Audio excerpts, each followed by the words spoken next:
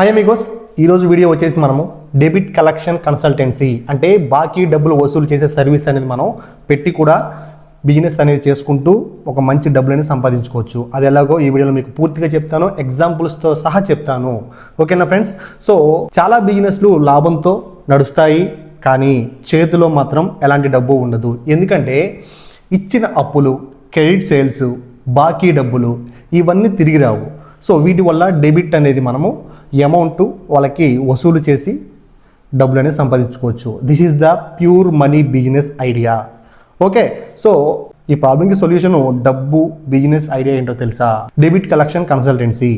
So చిన్న వ్యాపారులు రోజు చేసేది ఇదే. సరుకు ఇచ్చాం, డబ్బులు ఇవ్వటం లేదు. నెలలు గడుస్తున్నా ఫోన్లు లిఫ్ట్ చేయడం లేదు. మనోడే కదా అని నమ్మకం ఉంచి డబ్బులు ఇస్తే, సరుకు ఇస్తే మోసం చేసి ఇక్కడ బిజినెస్ లాస్ కాదు.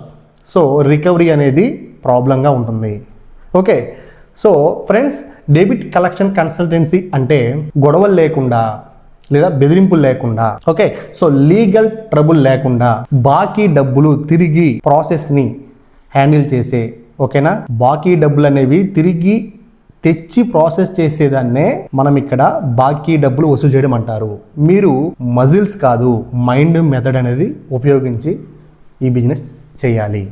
ఈ బిజినెస్లో మీరు చేసే పనులు, ఓకే ఫ్రెండ్స్, సో క్రెడిటర్ దగ్గర డీటెయిల్స్ కలెక్షన్ చేయటం, ఎంత అమౌంట్, ఎంతకాలం పెండింగ్ ఉన్నాయి, ఓకే, ప్రూఫ్ ఉందా లేదా, ఇవి మీరు కలెక్ట్ చేసుకోవాలి.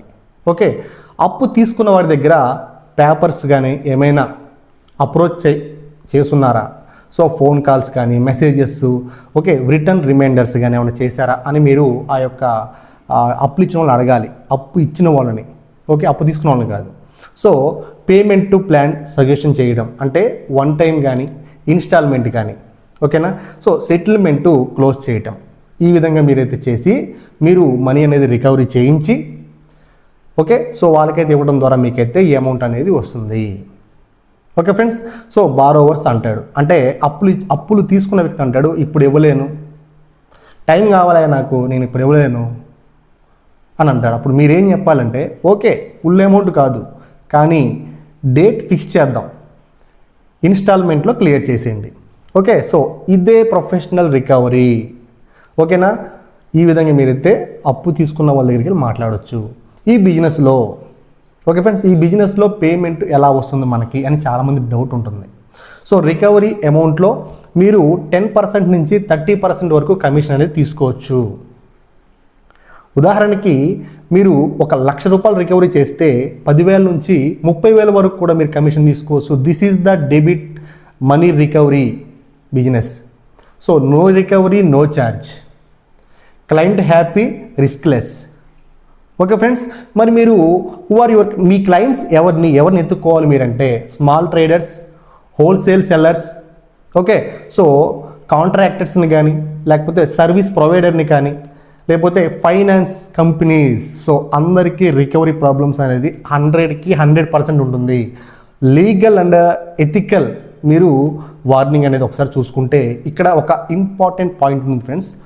వైలెన్స్ కానీ లేదా థ్రెట్స్, ఇల్లీగల్ ప్రెజరు, సో ఇవి మీకు స్ట్రిక్ట్ నెంబర్ 1గా ఉంటుందండి.